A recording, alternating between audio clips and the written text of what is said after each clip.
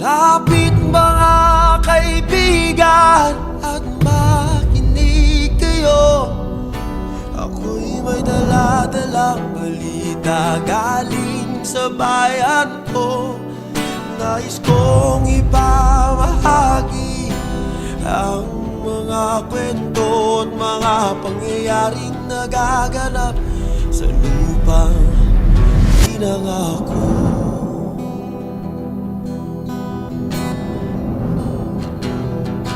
Ang lupang pinanggalingan ko'y may bahid ng dugo. May mga lurong di makalipad, nasa hawlang ginto. May mga puno walang dahon, mga pusong di makakibo sa mga pangyayaring nagaganap sa lupang pinangako.